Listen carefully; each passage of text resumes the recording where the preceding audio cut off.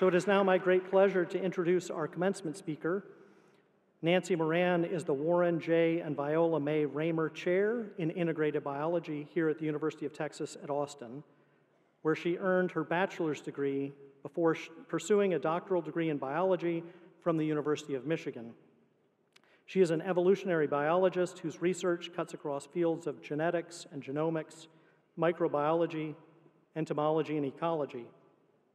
The applications of this research extend to the health of our agriculture and food systems and the health of critical species needed for them, such as honeybees. She's a leading author in the relationships between the various insects and the distinct microbes that live on and in them, and she is the primary investigator for one of our freshman research initiative streams, the very well-named Bugs in Bugs. She's a MacArthur Fellow, an elected member of the National Academy of Science, winner of the International Prize for Biology, and the recipient of the prestigious NES Waxman Award in microbiology, as well as the subject of numerous profile pieces about her, and her work has appeared in scientific and popular press. Before coming to the University of Texas at Austin, she was a Regents Professor at the University of Arizona and the William Fleming Professor of Biology at Yale University. So please join me in welcoming Nancy Moran.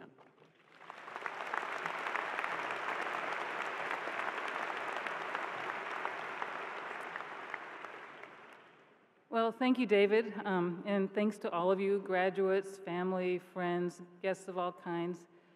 This is a big day and a very happy day. It's really fun to be here, and I'm really honored to share it with you. When Dean Vandenbout asked me to give this talk, first I was flattered, and second, it sounded like an interesting challenge.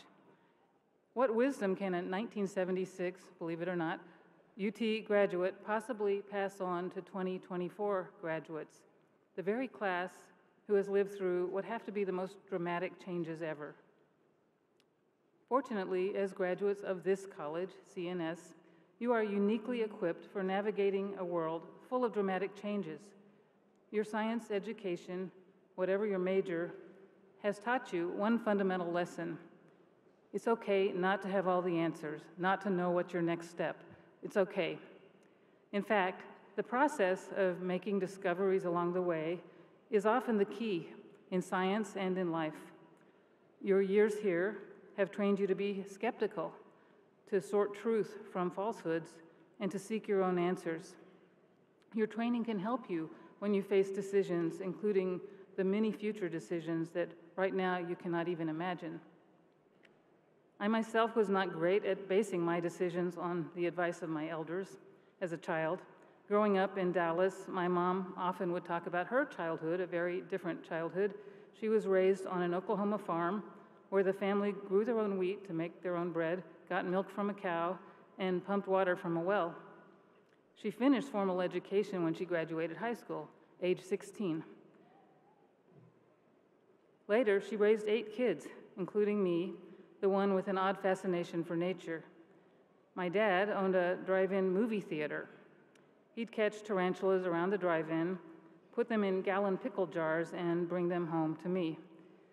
There was certainly not a thought in my head or in my parents' heads that my interest in bugs and plants had anything to do with a potential career.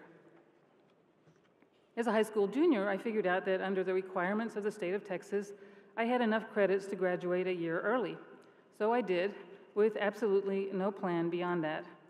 Eventually at UT Austin, my solution to my continued indecision was to get into Plan 2, where one didn't have to have a major, but could take lots of philosophy classes, which I liked. By chance, I took Introductory Biology, a big lecture class. The course covered evolution, something I'd heard of in my Catholic schools, but only barely. I wanted to know more. I took more biology courses with professors who were active researchers and passionate about their work.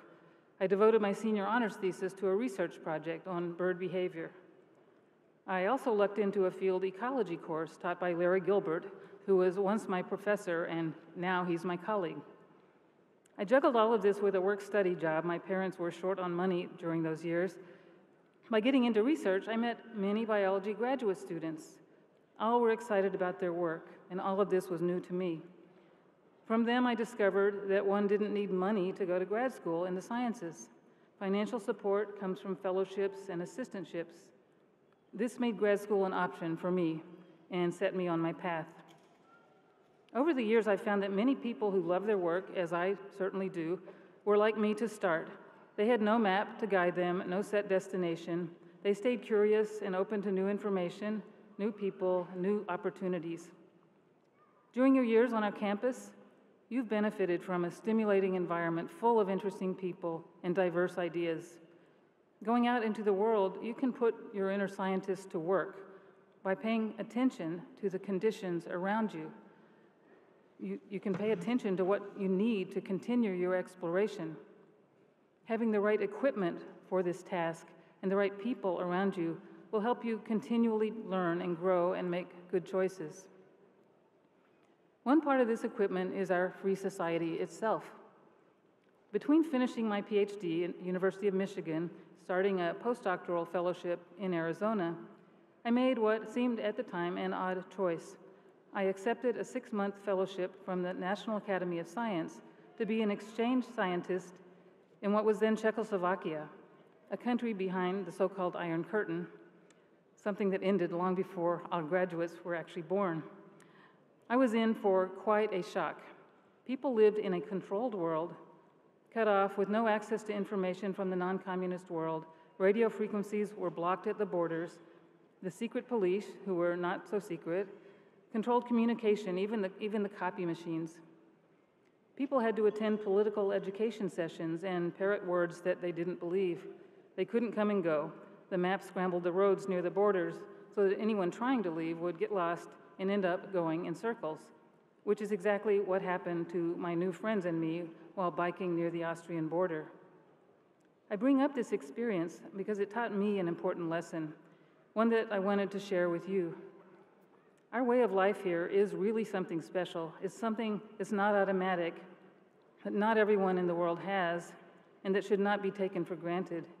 It's basic to your own ability to shape the trajectory of your own life and your own career. One of your tasks is to work in your own way to preserve the equipment of our free society. Another fundamental task is bolstering your relationships with fantastic people, which I can see you're doing with all your friends and family here, and with the natural world. In Czechoslovakia, I joined my friends hiking, camping, kayaking, carrying along guitars, always having music and humor, and a love of nature. I have strong memories of the warmth and the zest for life that were part of these expeditions. Given access to nature and friends or family, one can find happiness despite almost anything. So pay attention, make sure you invest in these basic ingredients for a happy life. Since starting my first academic job as a professor, I've always been attracted to new things, new approaches, and new topics.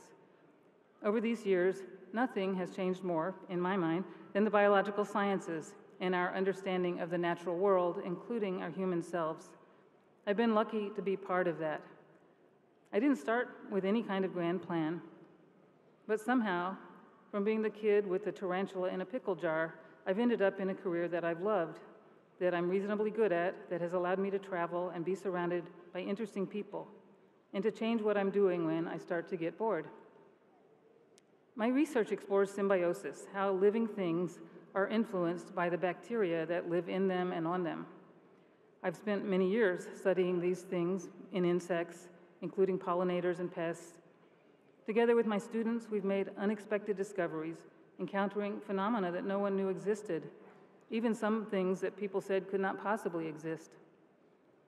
Beyond the thrill of discovery, much of the satisfaction from this work has come from being a part of a community as excited by these findings as I am. A huge part of my job is working with and mentoring students and young scientists. Over time, I've come to realize that this part is more important than the research itself. Altogether, something like 40 young people from my lab are now professors at institutions all across the US and in Europe and in Asia, and they're doing amazing things in research and education. Many others are in careers in medicine, public health, or the environment. All of this has been most rewarding here at UT. The engagement and accomplishments of UT students are truly the best I have seen anywhere. My final recommendation for applying your STEM education to life is this. Don't drop this excitement once you leave UT. Stay engaged. Keep up your fascination with the natural world, including your own minds and what your own minds can do. This class in particular doesn't need to be told that life is unpredictable. Your education is not a conveyor belt that's going to deposit you into a successful career and a happy life. Whatever field you go into, whatever you try to lead or accomplish, the landscape is going to shift and shift again. Chance and change can be scary, but they also bring opportunity to do new things. So stay curious about the world. Discover new passions and new capabilities within yourselves. Stay open to the wondrous possibilities of life. In closing, I just want to point out that I've made many decisions over the years, some good and some less good. Among the best choices of my life was the one to come back to UT, which I did 10 years ago. It's a great university. You will always have that to be proud of and to build on. And with that, congratulations again, graduates. I wish you all the best.